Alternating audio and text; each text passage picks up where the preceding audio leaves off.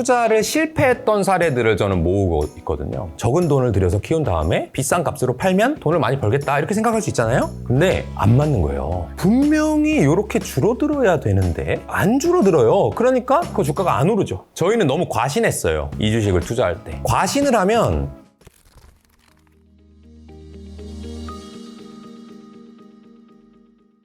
두 가지 얘기를 준비했어요. 에이블은 제 자전적 에세이라고 말씀드리는데 이 위즈덤하우스 출판사는요. 김현준에 대해서 독자들이 개인 인생사를 알고 싶지 않을 것이다. 주식을 어떻게 잘하는지 좀 써주라. 근데 제가 그랬어요. 나는 V주 이상 주식을 잘 쓸 능력이 없다. 내가 생각한 거 다 V주에 담았는데 뭘 또 쓰냐. 그래서 내가 원하는 얘기 쓰게 해주면 책을 낼 거고 안 그럼 나 안 내. 근데 뭐 출판사 입장에서는 김현준이 최근에 핫해지고 있으니까 뭐라도 쓰게 하면 돈이 좀 될 거 아니에요? 그래서 그렇게 계약을 이제 체결을 했고요. 그럼에도 불구하고 너무 이 맥락 없이 지자랑만 한 거는 많이 드러냈습니다. 그 중에서 하나 하고 싶은 얘기. 그러니까 또 이제 저보다 후배님들도 계시고 선배님들도 계신데 아까도 뵈니까 이제 애기들 이름으로 사인해달라 하시는 분도 계시고 그런 분들을 위해서 이제 한마디를 드려볼까 합니다. 이 내용도 주식에 그렇게 관계없진 않아요. 전략적인 사고와 관계가 있는 내용입니다. 저는 성북구에 있는 대학교를 나왔는데요. 그 대학교를 잘 안 좋아합니다. 저희 아버지랑 저는 같은 동문인데요. 저희 아버지도 저희 학교를 되게 싫어해요. 그 이유를 이제 나이 들면서 알게 되는데 왜 싫어하냐면 이 성북구의 대학교 사람들은요. 만나면 그렇게 드러내려고 그래. 나 거기 학교고 몇 학번이고 전공 뭐라고 자꾸 그렇게 뭔가 이렇게 엮으려고 그래요.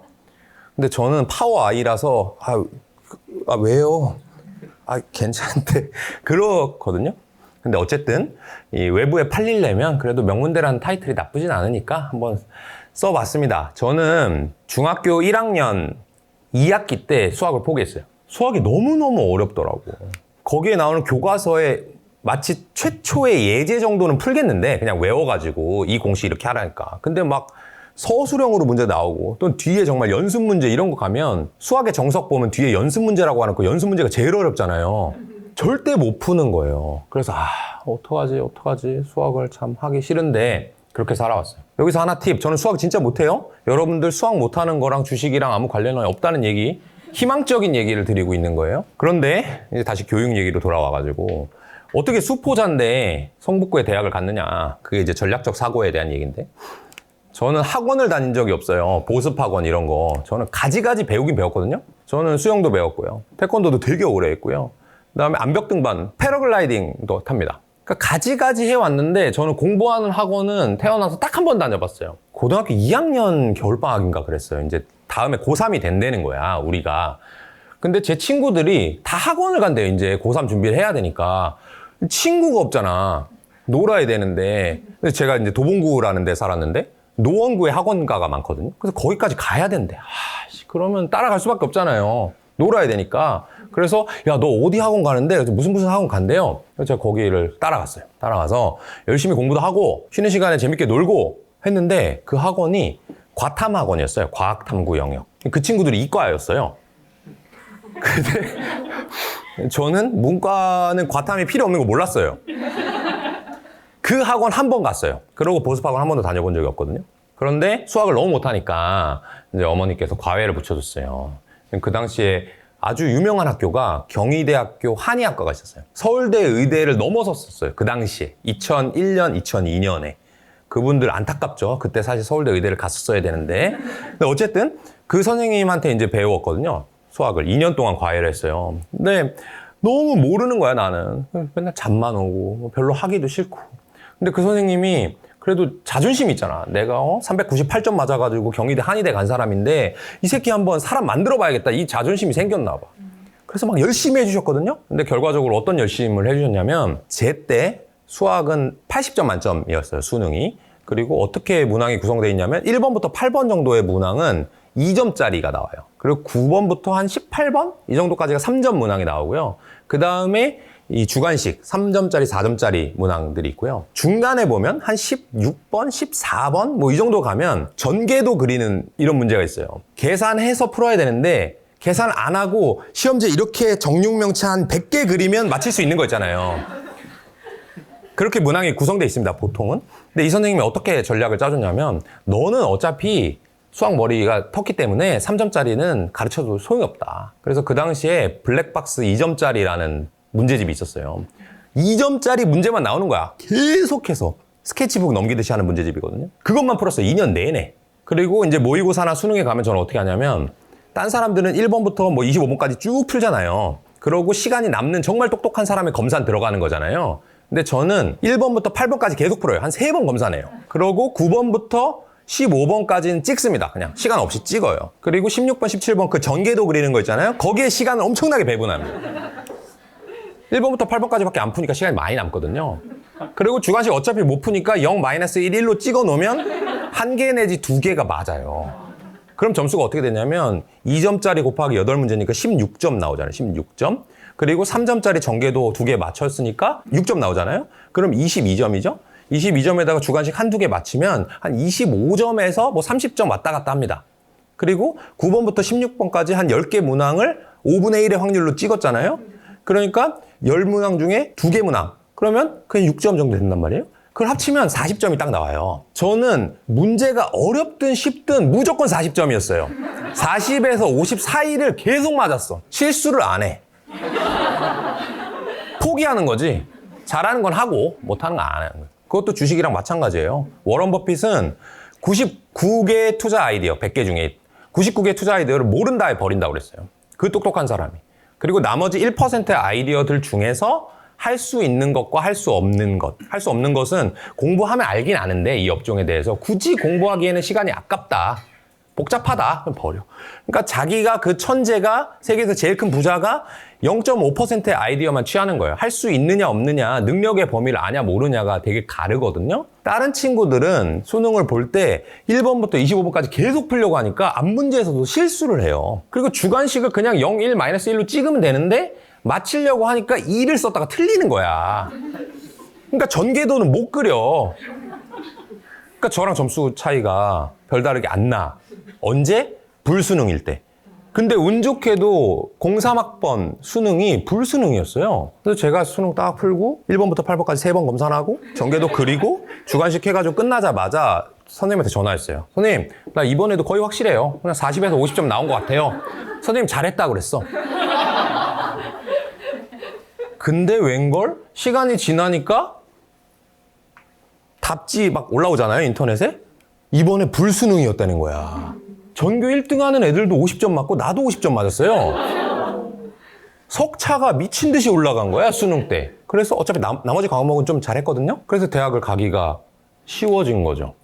그래서 여러분들도 그리고 자녀분들한테 뭔가 얘가 할 수 있냐, 내가 할 수 있냐를 잘 따져보고 거기에 몰입을 해야 돼요. 시간 투입을 많이 해야지. 나 이것도 하고, 나 골프도 치고, 뭐 그림도 그리고 뭐 차도 사고, 여행도 가고, 유튜브도 하고, 책도 쓰고, 주식도 하고, 사업도 해야지. 제 얘기예요. 이렇게 하면 하나도 성공하지 못한다. 여러분들은 뭘 하고 싶은지, 그리고 그게 내가 할 수 있는지 없는지를 따져보고 하셨으면 좋겠고요. 딴 얘기만 하면 싫어한대요, 우리 직원이. 그래서 주식 들으러 오신 분이라서 주식 얘기도 하나 꼭 넣어야 된다고 하더라고요. 그래가지고 이 책에 넣을까 말까 했던 그리고 제가 이거를 뭔가 앞으로 어떤 식으로 퍼블리싱을 해야 될까 하는 컨텐츠가 하나 있어요, 머릿속에. 제가 투자를 실패했던 사례들을 저는 모으고 있거든요. 실패했던 걸 다시 똑같은 실패를 안 해야 발전이 있는 거예요. 저는 같은 실수를 하는 걸 너무너무 싫어하거든요. 왜 돈을 잃었는지, 내 생각대로 왜 안 됐는지를 잘 보고 그거를 다시는 반복하지 않으려고 하는 여정이 에이블에 이미 나와 있는데, 그것 중에서 정말 여러분들께 교훈을 줄 수 있는 것들만 모아가지고 뭔가 유튜브를 만들어 볼까? 방송을 한번 해볼까? 책을 다시 써볼까? 뭐 그런 생각을 하는 중인데, 그 중에 하나 이 아이디어를 말씀해 주시면 우리 독자분들이 좋아할 것 같아요 라고 하는 얘기를 가져와 봤습니다. 여기 이제 닭대가리들이 많이 있죠? 이 닭 관련된 회사가 우리나라에 몇 개 상장돼 있어요. 아직도 그 이름인지 모르겠는데, 하림, 동우, 마니커, 뭐 체리브로 뭐 이런 회사들이 여러분들이 먹는 그 삼계탕이나 교촌치킨에 닭을 공급하는 들이거든요. 그러니까 어떻게 보면 내가 예상할 수 있는 범위, 나의 능력의 범위 안에 있는 업종인 것 같아요. 닭을 키워가지고 적은 돈을 들여서 키운 다음에 비싼 값으로 팔면 닭 회사들이 돈을 많이 벌겠다 이렇게 생각할 수 있잖아요. 그러면 닭 가격이 어떻게 움직일까 이거를 예상해가지고 투자를 하는 것이 육계 회사에 대한 투자인데, 요거 한번 읽어보고. 영어 잘하시는 분 계세요? 발음이 나는 아주 좋다. 브리티시 잉글리시로 한번. 이 마크 트웨인이라는 분이 이 소설가고요. 제가 좋아하는 영화 이 빅쇼트 시작할 때 이게 나오거든요. 이게 뭐라고 돼 있냐면, 네가 뭔가 실패하는 거는 네가 모르는 데서 오는 게 아니다. 네가 확실히 안다고 착각할 때 그 실패가 온다 라고 한 거예요. 제가 이게 이 A-I-N apostrophe T를 어떻게 읽을지 몰라가지고 원래 좀 혀 굴리면서 잘난 척하는 거 좋아하는데 한국말로 번역해서 읽어봤습니다. 이 얘기를 해드리려고 그래요. 닭 회사들은 어떤 식으로 구조가 짜여져 있냐면, 여러분들이 먹는 닭 있잖아요. 그걸 육계라고 합니다. 육계. 그 육계를 여러분들이 사는 건데, 육계에 엄마가 있을 거 아니에요. 육계의 엄마는 종계라고 합니다. 종계. 종계에도 엄마가 있을 거 아니에요. 그걸 원종계라고 합니다. 이런 상식 하나 말씀해 주시면 다 뭔가 배운 것 같고, 그죠? 그거랑은 사실 관계가 없지만, 이 원종계, 종계, 육계로 와가지고 이 육계가 공급이 얼마일지, 수요는 정해져 있을 거 아니에요. 삼계탕집 많이 8월 15일에 많이 먹을 거고, 월드컵 하면 치킨 많이 먹을 거고 정해져 있어요. 그러면 공급량이 중요한 거예요. 마치 반도체처럼.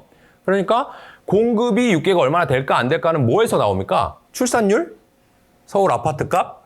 그렇죠. 종계의 숫자. 우리들은 결혼을 해야 애를 낳을 수 있잖아요. 그리고 결혼을 해도 낳지 말지 우리가 결정할 수 있잖아요. 근데 닭은 그게 없어요. 그냥 그 업체에서 시키면 낳는 거예요. 그렇기 때문에 종계의 숫자가 육계의 숫자를 결정합니다. 종계의 숫자는 뭘로 결정돼? 원종계의 숫자로 결정되잖아요. 뭐냐면 원종계가 지금 몇 마리인지만 알잖아요. 그럼 육계가 몇 마리일지 정확히 알 수가 있어요. 얘네들은 몇 달 지나서 몇 마리 낳고 몇 달 지나서 몇 마리 낳고 그거를 몇 주 지나서 목 자라서 판다는 게 정해져 있거든. 그러니까 이게 지금 원종계 숫자만 우리가 정확히 알면은 이 육계의 가격을 예측할 수 있겠구나 라고 생각을 한 거죠. 근데 원종계랑 종계의 숫자 이런 것들은 다 공개가 돼 있어요, 인터넷에. 그래서 그걸 보고 원종계가 이만큼이니까 지금 육계가 공급 과잉이라 육계 가격이 떨어져 있는 것 같이 보이지만 앞으로는 공급이 줄어들면서 육계 가격이 올라가겠지? 라고 생각해서 투자를 했던 거예요. 옛날 얘기입니다. 지금은 투자 안 하고 있어요. 근데 안 맞는 거예요.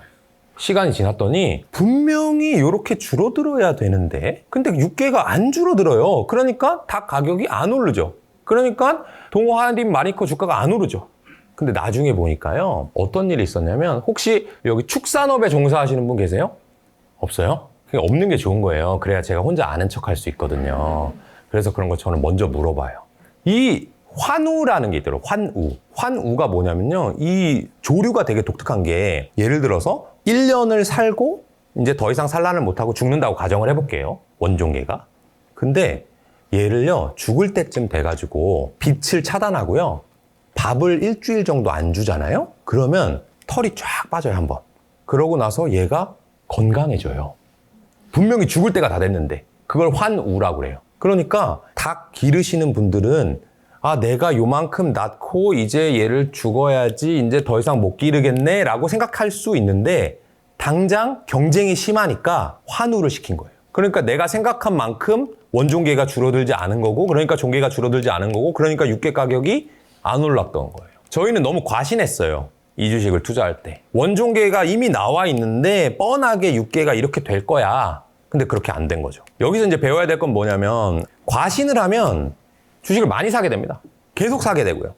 잘못 생각을 하니까. 근데 일반적으로는 내가 맞지 않고요, 시장이 맞습니다. 시장 참여자들은 무수히 많은 사람들이기 때문에 워런 버핏이 얘기했다시피 미스터 마켓은 IQ가 2만이래요. 그러니까 다른 얘기로 켄 피셔는 그렇게 얘기했는데, 그레이트 휴밀리에이터라고, 주식시장은 여러분들을 모욕 주는 게 직업인 IQ 2만인 사람이에요. 그러니까 종계가 이렇게 줄어들면 내가 마니커로 돈 벌 수 있겠지라고 할 때 모욕을 주는 거죠. 나는 모른다. 주식시장이 더 맞다.